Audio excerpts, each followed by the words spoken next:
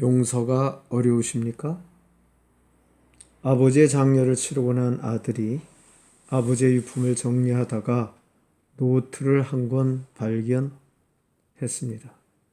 거기에는 사람들의 이름이 빼곡히 적혀 있었습니다. 어머니에게 아버지의 노트에 적혀 있는 사람들이 누구며 그 의미하는 바가 무엇인지 물었습니다. 어머니께서 대답했습니다. 네 아버지에게 상처를 입힌 사람들의 이름이란다. 네 아버지는 그들을 용서할 수 있게 해달라고 자주 하나님께 기도드리곤 했었지. 우리는 이 세상을 살아가면서 상처를 많이 받게 됩니다. 그러나 그 상처를 해결하는 것은 쉽지만은 않습니다. 용서하고 상처로부터 벗어나고 싶지만 생각처럼 쉬운 것이 아닙니다. 요셉은 형들에게 상처를 크게 입었던 사람입니다. 창세기 50장 15절서부터 21절의 말씀은 이렇게 기록합니다. 요셉의 형제들이 그들의 아버지가 죽었음을 보고 말하되 요셉이 혹시 우리를 미워하여 우리가 그들에게 행한 모든 악을 다 갚지나 아니할까 하고 요셉에게 말을 전하여 이르되 당신의 아버지가 돌아가시기 전에 명령하여 이르기를 너희는 이같이 요셉에게 이르라 내 형들이 내게 악을 행하였을지라도 이제 바라건대 그들의 허물과 죄를 용서하라 하셨나니 당신 아버지의 하나님의 종들인 우리의 죄를 이제 용서하소서 하며 요셉이 그들이 그에게 하는 말을 들을 때에 울었더라. 그의 형들이 또 와서 친히 와서 요셉의 앞에 엎드려 이르되 우리는 당신의 종들이니다. 요셉이 그들에게 이르되 두려워하지 마소서 내가 하나님을 대신하리이까.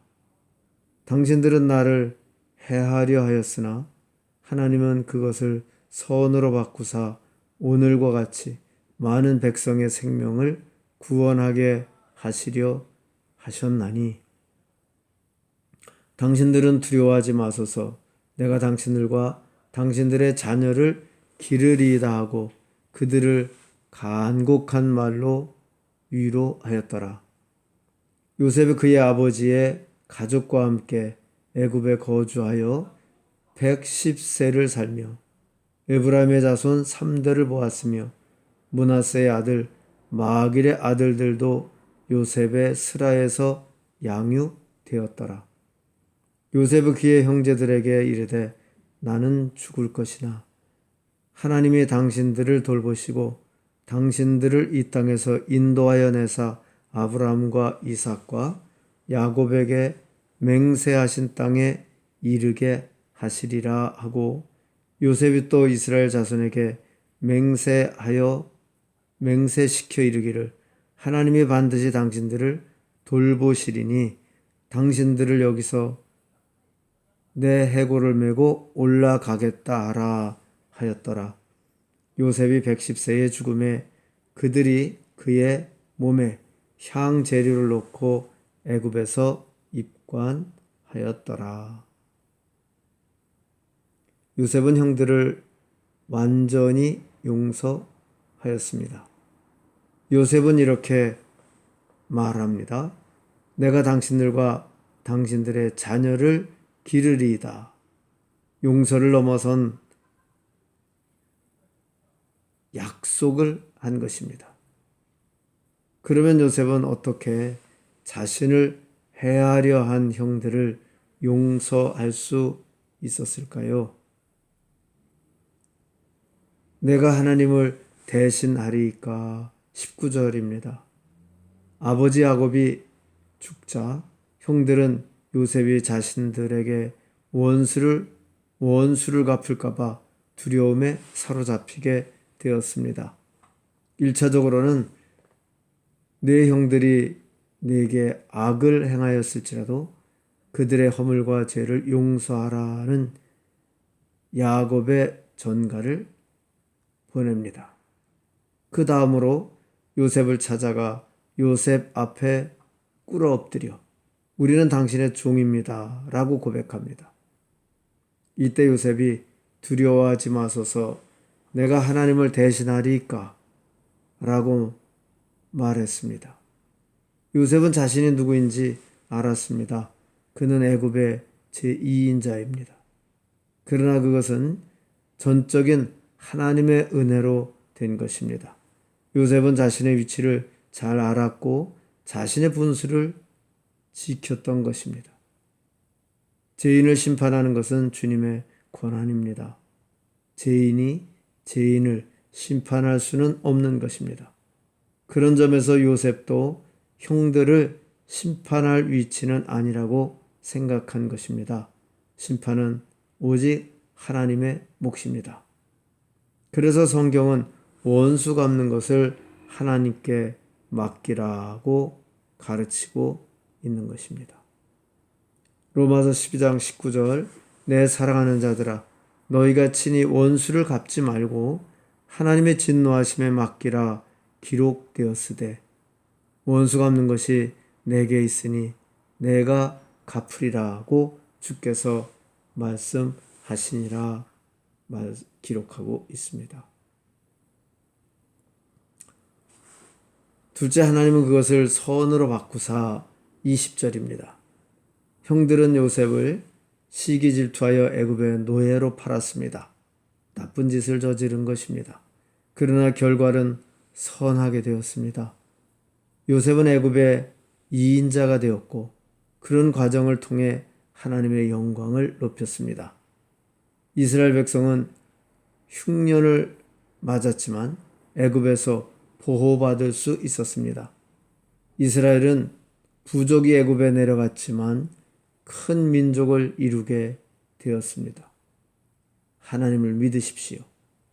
하나님께서 우리가 받은 상처와 핍박을 선으로 바꿀 것입니다. 하나님은 전지전능하셔서 충분히 그럴 능력을 가지고 계십니다.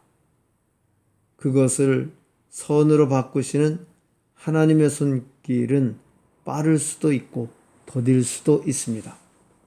시편 33편 11절 12절에 보면 여호와의 계획은 영영이 서고 그의 생각은 대대에 이르리로다.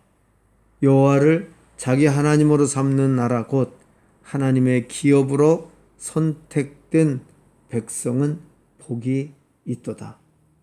나의 대가 아니면 아들에 대해서, 아들의 대가 아니면 손자에 대해서, 손자의 대가 아니면 증손자에 대해서 갚아 주십니다. 언젠가는 반드시 갚아 주십니다. 성경은 하나님께서 그것을 선으로 바꾼 이야기로 가득합니다. 다윗은 사울에게 쫓기면서 위대한 왕으로 빚어졌습니다. 베드로는 주님을 3번 부인하는 실수를 범하면서 명실상부한 수제자로 빚어졌습니다. 바울은 죄인의 괴수였기에 순교자가 될 수 있었습니다. 하나님은 무엇이든지 선으로 바꾸실 수 있는 분이십니다. 아직 선이 나타나지 않았을지라도 그것을 믿고 용서할 수 있으시기를 바랍니다. 셋째, 당신들은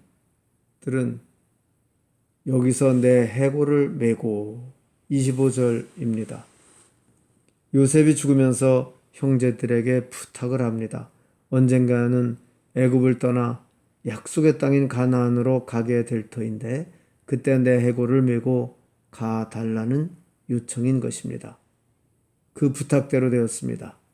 출애굽기 13장 19절은 모세가 요셉의 유고를 가져갔으니 이는 요셉이 이스라엘 자손으로 단단하게 맹세하게 하여. 출애굽할 때 형제들이 요셉의 유고를 메고 간 것입니다. 나에게 상처를 입힌 사람이라고 해서 손해만 끼치는 것은 아닙니다.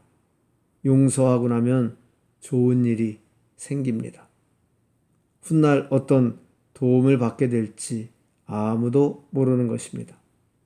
요셉은 형들에 의해 애굽으로 오게 되었고 그의 후손들에 의해 다시 가나안으로 돌아가게 된 것입니다.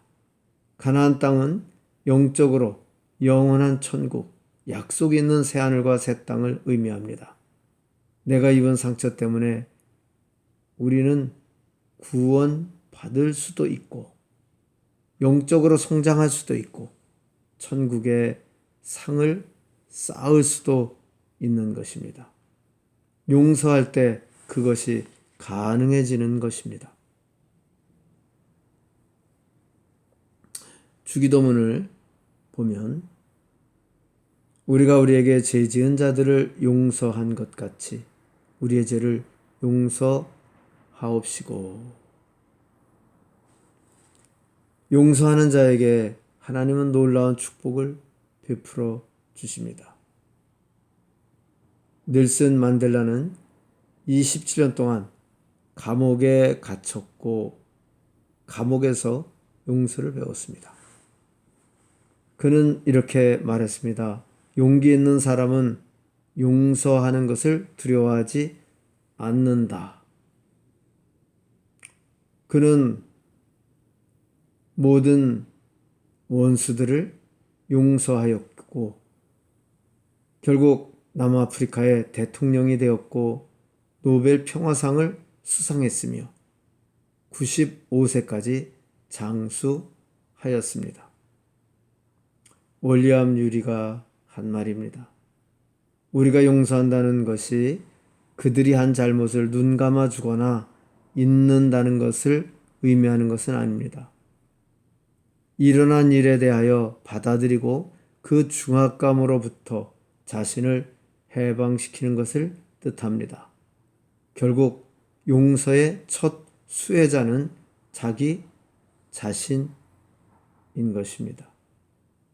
사랑하는 여러분, 용서를 실천함으로 그 첫 수혜자가 되시기를 간곡히 바랍니다. 기도하겠습니다. 하나님, 용서할 수 없는 고통과 괴로움이 있습니다.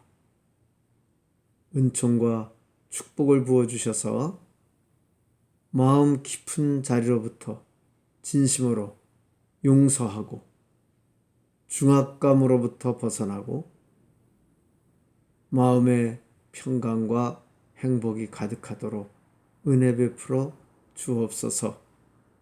오직 하나님께서 크신 은혜로 우리의 마음을 가득 채워주셔서 치유와 회복이 일어날 수 있도록 은혜 베푸소서.